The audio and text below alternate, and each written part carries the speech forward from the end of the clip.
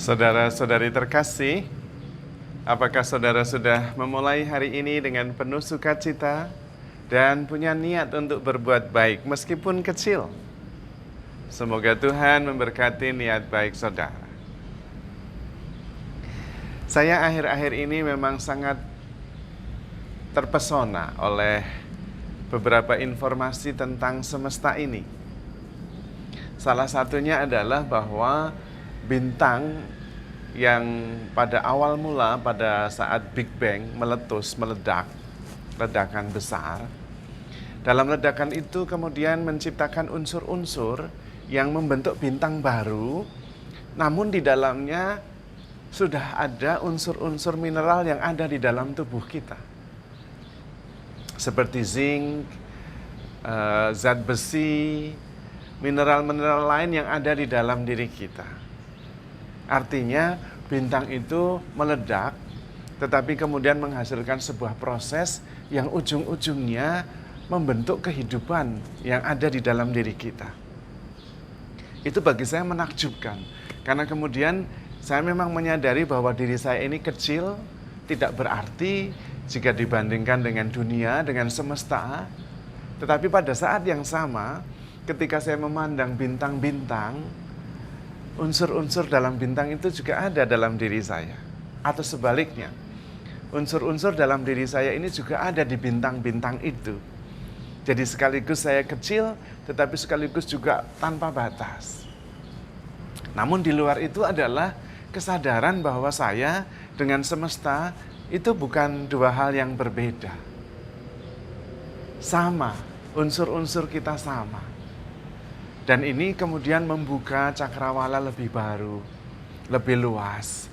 Bahwa sesama juga adalah sungguh-sungguh sama dengan kita. Kalau dalam bahasa kitab suci dikatakan kita ini satu tubuh. Memang berbeda-beda, unik, tidak ada yang sama, tetapi satu kesatuan. Unsur dasarnya tetap sama. Kita menjadi satu tubuh, dasarnya adalah tubuh Kristus yang sama. Dan di situ muncul kasih yang memang mengalir secara natural, alami, karena kita adalah satu kesatuan, bukan dua entitas yang berbeda. Maka membenci sesama menjadi tidak masuk akal. Karena membenci sesama ya membenci diri sendiri. Karena sesama juga adalah diri kita sendiri.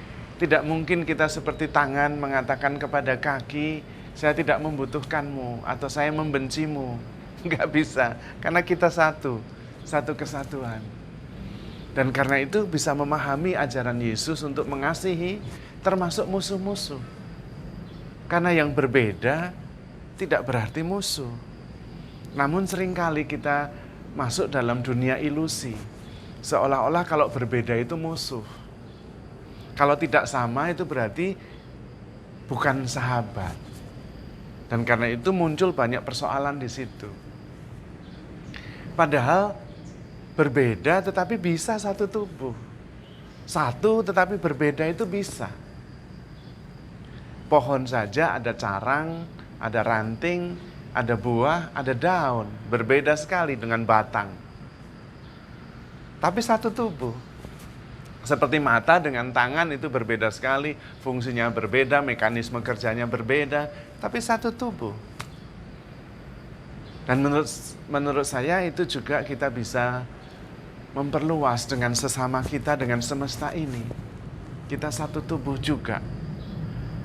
Bapak Suci bahkan mengatakan bumi ini adalah rumah kita bersama.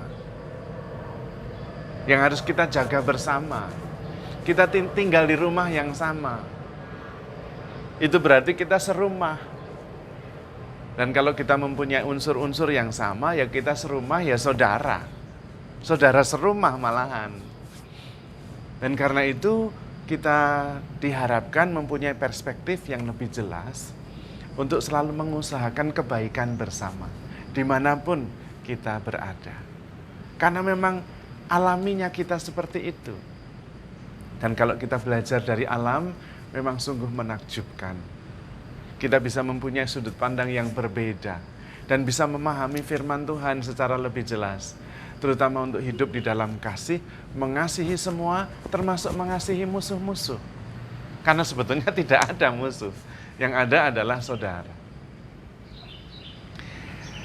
Dan menurut saya apa yang dinyatakan oleh alam membantu kita untuk menjadi lebih terbuka. Namun kita juga menyadari, ini juga berasal dari alam, bahwa menurut penelitian kita dengan simpanse, kera yang maju itu, secara DNA kita bedanya cuma 5%, kurang malah. Itu artinya kecil sekali.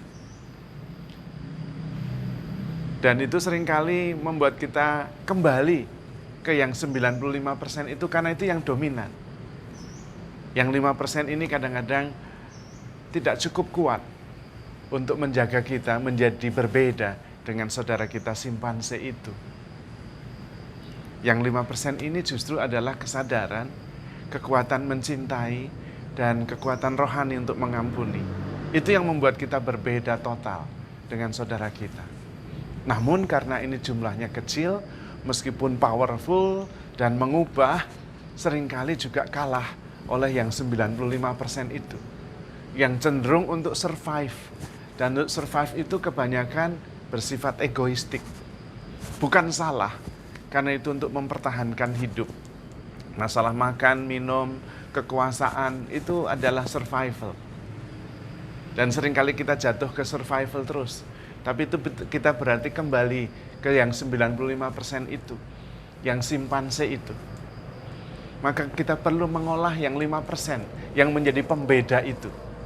Yaitu kasih, pengampunan, dan hidup rohani. Kesadaran. Yang membuat kita jadi jauh berbeda dengan saudara dekat kita.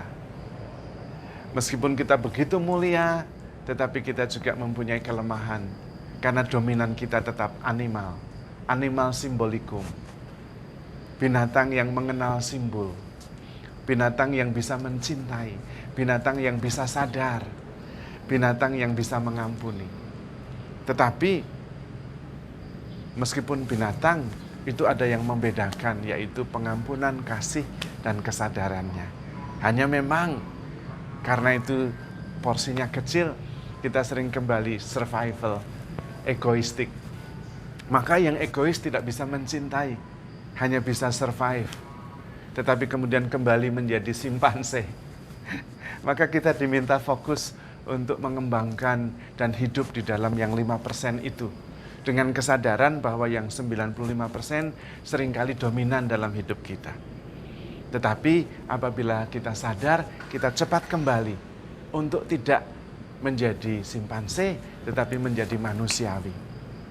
Dan kemudian bisa menyadari saudara-saudari kita adalah saudara-saudara yang berjuang bersama untuk menjadi makin manusiawi dan kemudian menjadi makin ilahi.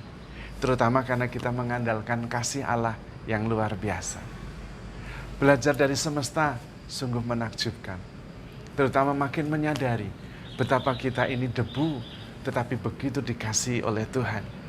Debu yang ternyata juga ada di dalam bintang-bintang.